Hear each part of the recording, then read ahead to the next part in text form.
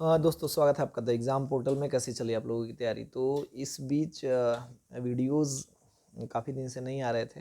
हम क्या हुआ कि हमको ठंड लग गया था। देखिए मौसम थोड़ा सा बदला हुआ सा है, तो आप लोग भी अपना ध्यान रखिए। एग्ज़ाम के साथ साथ इसका ध्यान रखना है। तो इसी बीच ठंड के चलते और बाकी कुछ ऐसा खास हुआ नहीं था। आज थोड़ा सा वीडियो बनाने का ये पर्पस है कि दो तीन इन्फॉर्मेशन है, मतलब ठीक ठाक होके अभी बैठा हूँ तो लगा कि एक वीडियो बनाना चाहिए। दो चार लोग जो हमारे शुभचिंतक हैं उन लोगों को लगा था कि सर कहाँ चले गए, या फिर मैं मतलब क्यों कुछ अपडेट नहीं दे पा रहा हूँ।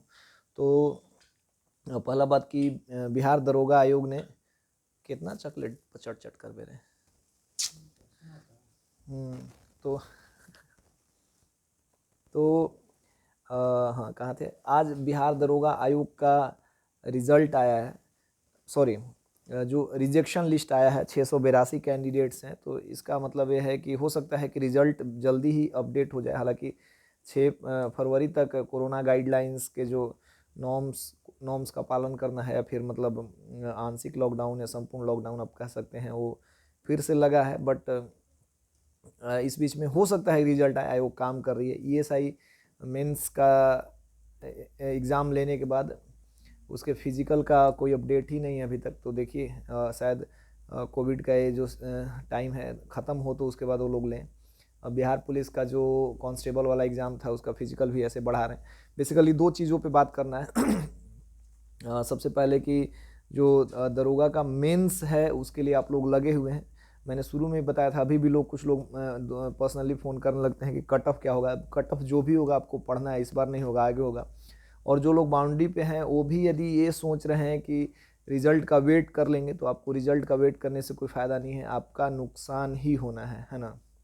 क्योंकि यदि आप पास हो जाते हैं तो और रिज़ल्ट का वेट करते हैं तो आपको 1 महीने का नुकसान होगा। और यदि आप पास नहीं होते हैं और यदि आपने पढ़ा है तो आपको 1 महीने का फ़ायदा होगा। और यदि आप पास होते हैं और आप पढ़ते हैं तो आपको 1-1 नहीं 2 महीने का हो जाएगा, क्योंकि आप इज़ लेंगे। ये तो प्रीलिम्स है। और इसमें 2-2.5 लाख जो सीरियस बच्चों ने एग्ज़ाम दिया था उसमें समझिए कि इतने ही 30-40, पिछले बार 30-35% लोग फेल हुए थे। इस बार 40% से ज़्यादा संख्या रहेगी फेल होने वाले की, जो कि क्वालिफाई नहीं कर पाएंगे, है ना। तो इस चीज़ को सोचते हुए जो और रिजल्ट देना है लगभग 45,000 रिजल्ट बहुत होता है मेरे दोस्त, बहुत ही ज़्यादा। हाँ ठीक है, कट ऑफ में कुछ उतार चढ़ाव हो सकता है, बट मैंने ही नहीं, लगभग जितने भी सारे लोग थे सबने वही बताया है।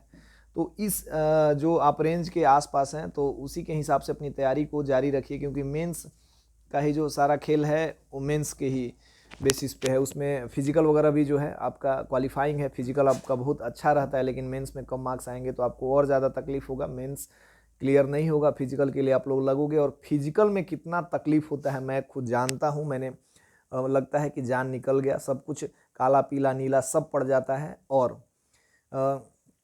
उस मेहनत के बाद यदि आप रिजल्ट आपका नहीं होता है तो सबसे ज़्यादा दुख होगा। तो मेंस में सबसे ज़्यादा मेहनत आपको करने की ज़रूरत है। और जो सब इंस्पेक्टर के साथ साथ रेलवे के कट ऑफ के बारे में थोड़ा सा मैंने एक पिछले बार पोस्ट डाला था। कुछ ये सबसे पहले इसमें एक बात मैं कहना चाहूँगा कि हम लोग देख रहे हैं यूट्यूब वगैरह पे, चाहे मतलब कहीं भी, एक बच्चे ने सुसाइड कर लिया है। तो यार देखो, नौकरी और इन सब चीज़ों के अलावा ना लाइफ में बहुत कुछ है। कहना मेरे लिए हो सकता है आसान हो, लेकिन सुसाइड करने से और इन सब चीज़ों से कोई समस्या का समाधान तो नहीं है ना। तो यदि आपको लग रहा है कि मैं ऐसा कुछ कर रहा हूँ या कर रहा हूँ, तो आप अपने बीच लोगों के बीच में रहिए। इस टेंडेंसी को बिल्कुल मत आने दीजिए।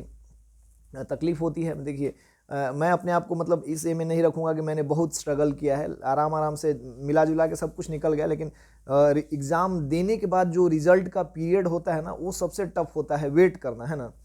लेकिन उसके बाद यदि आपका रिज़ल्ट नहीं आता है तो आप टूट ज़रूर जाते हैं। लेकिन टूटने के बाद या फिर ऐसा करने के बाद आप ऐसा कोई भी कदम उठाने से पहले आप लोगों को कोई भी हो सोचना चाहिए। यहाँ पे ये देख रहा हूँ कि जब हम लोग जॉब में हैं, मैं सीरियसली बता रहा हूँ, सीरियसली एकदम, मतलब इस पॉइंट पे कि अभी मैं जॉब में हूँ तो मुझे जो मेरे मतलब कुछ छोटे भाई हैं पटना में हैं, कुछ मुखर्जी नगर में हैं, तो वो लोग वहाँ से फ़ोन करके अपनी तकलीफ़ सुनाते हैं कि भैया ऐसा हाल है, ये हाल है। तो लेकिन इसके जस्ट अपोजिट मेरे को ऐसा लगता है कि यार मैं वही उस टाइम होता था, तो अभी मेरे पास पैसे हैं लेकिन एंजॉय करने का मतलब या उस लाइफ को जीने का कोई टाइम नहीं है। तो इसका मतलब ये है कि आप दोनों लाइफ मतलब जो आपका दोनों फेज है उस फेज को एंजॉय कीजिए और एक कोई गलती मत कीजिए। हाँ, आरआरबी ने पूरे तरीके से मतलब जो ये किया है छात्रों के साथ लगभग अन्याय है, पूरा ही अन्याय किया है। यदि ये तो यदि उन्होंने 20 एक ही स्टूडेंट का बार बार रिजल्ट दे के ऐसा करा है, यदि वो एक ही 20 गुना रिजल्ट देता, अलग अलग छात्रों का देता, तो कंपटीशन तो स्टूडेंट्स के बीच में है ना, वो अपना फिर आगे देखते। हो सकता है कि पहली बार जिनका एक ही थोड़ा सा कम रहा, हो सकता है वो आगे करते, या फिर यहाँ इस बार जो ज़्यादा रहा वो कम हो जाते, मतलब लास्ट स्टेप में जाते, तो कम से कम उनके अंदर एक पढ़ाई का मोमेंटम बना रहता, वो तैयार रहते। ये और इसको लेके छात्रों ने बहुत हो हंगामा किया है, सही भी है। ये पीरियड सॉरी, ये ऐसा पीरियड है कि अभी देश में बस एक ही चीज़ चल रहा है। अगर कुछ भी मतलब नियम से हो रहा है तो है चुनाव। चुनाव कराने के लिए हमारे पास इतने संसाधन हैं, इतनी व्यवस्थाएं हैं, इतने मास्क हैं, इतने प्रोटोकॉल हैं, पता नहीं बहुत कुछ है, लेकिन छात्रों के हित के लिए सीधे आप एक ट्वीट करके जानकारी दे देते हैं कि भैया हमने ये नॉर्म्स अपनाया था छात्रों के लिए और ऐसा ऐसा है। और कुछ लोग जो मतलब कोई आयोग है तो या तो सीधे कैंसिल कर देती है, 2 साल 3 साल। बिहार एसएससी का आपने देखा 7-8 साल फिर लगा दिया है। और अभी तो इन छात्रों के साथ आप एक ट्वीट पे अपना हिसाब किताब बराबर कर लेते हो, लेकिन आपके लिए जब आपका समय आता है, मतलब जो भी हो चुनाव वगैरह का पीरियड आता है, तो आप ऐसे करते हैं कि उनके लिए पुलिस प्रशासन, टीचर, ब्यूरोक्रेट्स, आम जनता, सबका ये ख़त्म हो जाता है, बस एक ही मतलब रह जाता है चुनाव। अभी भी ये होने वाले हैं, लेकिन एग्ज़ाम्स होने हैं तो आप प्रोटोकॉल का पालन करते हो, रिज़ल्ट लाने में प्रोटोकॉल का पालन करते हो, रिज़ल्ट देने में पता नहीं किस किस नॉर्म्स का पालन करते हैं आप लोग। तो क्या छात्र ही सबसे मतलब जो सॉफ्ट टारगेट है किसी का। क्या होगा, छात्र मान लीजिए कि आज विरोध कर रहे हैं, कल विरोध कर रहे हैं, लेकिन सब अपना इंडिविजुअल सबको सोचना पड़ता है, पर्सनली अपना ये करना है। किसी को मतलब तरह तरह की सबकी मजबूरियां होती हैं, तो सब लोग अपना आगे अपने हिसाब से करना चाहते हैं, अपना बढ़ना चाहते हैं, तो फिर शांत हो जाते हैं, अगले एग्जाम के में लग जाते हैं, फिर सरकारें वैसे ही चलते रहती हैं।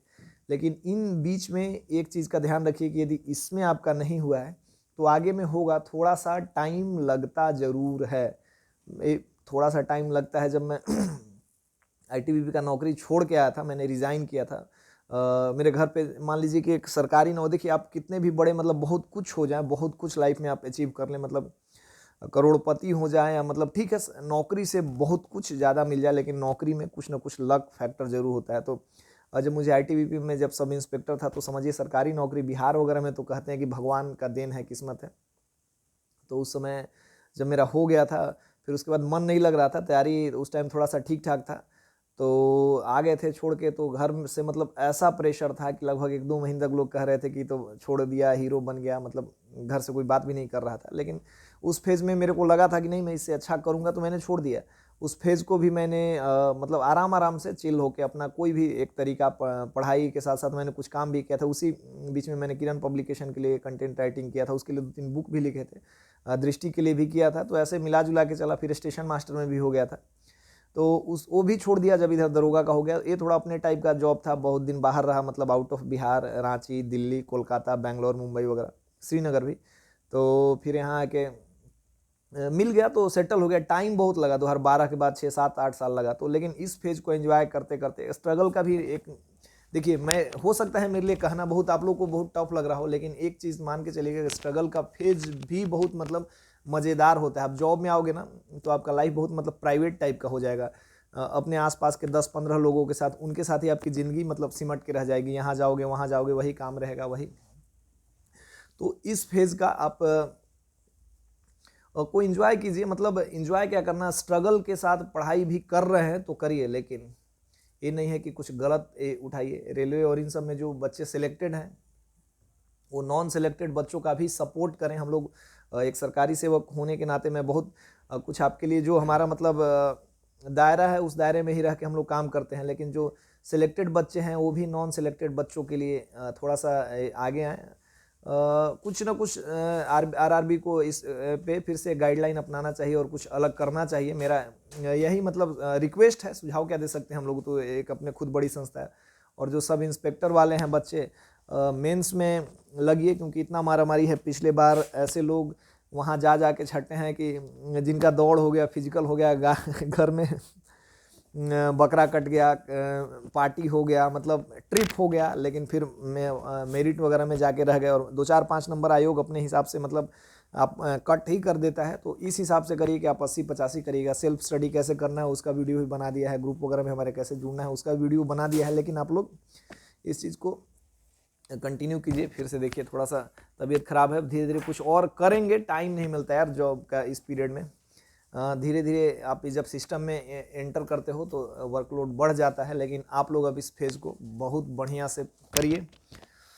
यही है, तो इतना ही है। जय हिंद।